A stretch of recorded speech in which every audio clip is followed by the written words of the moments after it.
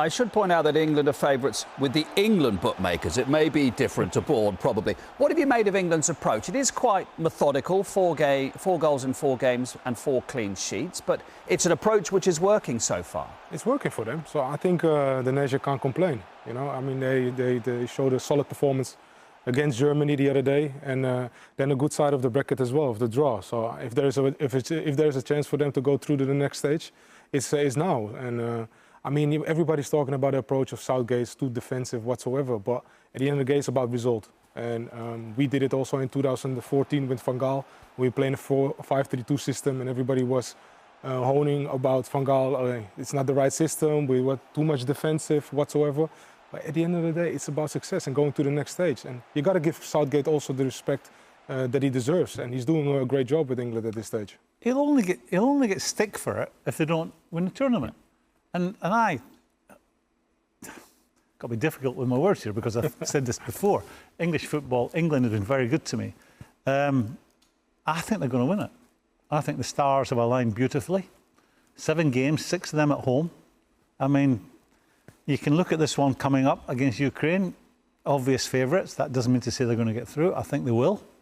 The next game against Denmark, not an easy game. They'll be, you know, Danes are always big, physical, aggressive. If it is Denmark. And then the final, no matter who they play at Wembley, at home, with the majority of the crowd, with the momentum, I see them winning it. I really do. And they'll only be criticised. And I've been critical of their style of play. I mean, it doesn't get me on the edge of my seat, but it's pragmatic. It gets results, and if they end up winning the tournament, no one's going to talk about their brand of football. Is that quite hard to say? No, it isn't, because as I said, you know, I'm letting something out the back here.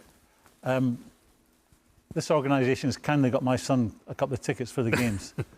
And he goes to the games with his England shirt on, singing "Football's Coming Home." So it's hard at home as well at the moment.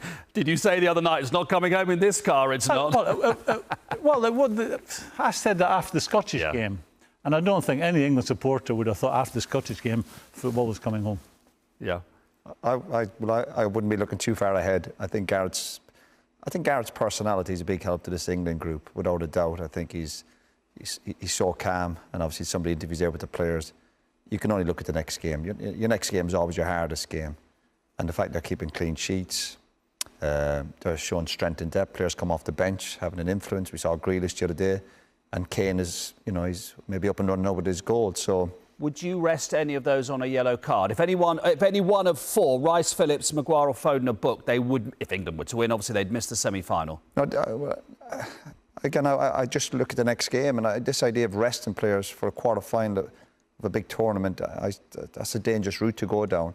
Garrett's got to focus on picking the best team that he thinks will get over the line, and he's done a brilliant job so far.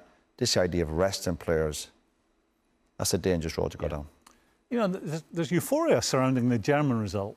You know, they've got that particular monkey off their back, beating them eventually in a competition. But you know what, as a manager, you're forever looking for ways to bring your players back down to earth. You know, playing everything down. They've done nothing yet. He said all the right things. Go back to the 17th of November last year and point out Germany's result against Spain. And that would bring you down to... Where they were beaten 6-0. 6-0. That would bring you down to there pretty quickly if you're a player. Yeah. And it's all about keeping that focus. And it's not about leaving players out because he's got a yellow card or this one's got a yellow card. The next game is the most important one. You've got to get through that. Then think about what problems you've got going into that one. There may be an argument for changing the system. Ukraine were the least good team to qualify. I mean, they were statistically.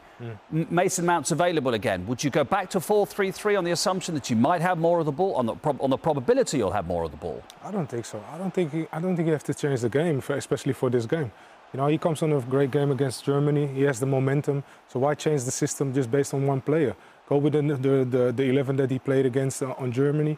Give them the chance also to play against the Ukraine. So don't change the system. And what I really like about this England team is that you can see the togetherness of this team. There are no egos. You know, there's no momentum going in the wrong direction as well. There's no jealousy in the team. I don't know how it is, but that's for me looking at the outside. So I think that's also a big help. And what Roy said, that is also to do with Southgate as a manager. You know, how good of a manager is it to keep everybody together? I think that's what we see in this English squad. It's very easy when you're winning to have a happy but that's the whole reason why they're still in the tournament. They're winning games and they're going to the next stage. There doesn't seem to be a circus around England. A lot of big tournaments we've seen over the years. We don't have to go into it. There's a bit of a circus around certain personalities. We don't see it with this group.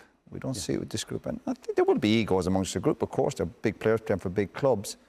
But again, this is where Garrett's management skills come into it. The way he's managed it, his personality, I think, has been vital.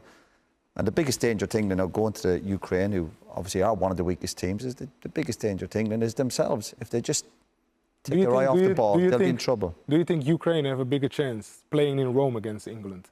Well, they have to. They're not at Wembley. Yeah, they have to, don't they? I think the dangers have never been greater for players today, and a manager's job has never been more difficult with social media. You know, it's not like they have to give an interview to a TV company or a radio station or a journalist who writes in a newspaper. They can just go onto their phone or whoever works their social media accounts for them. So it's never been more difficult for the players and for the manager today to keep a lid on it when things and that can go well. both ways, can't it? You can be down in the dumps because everyone's telling you you're an idiot, or you can feel you're king of the world because you're going to win. It's like being at home then, isn't it?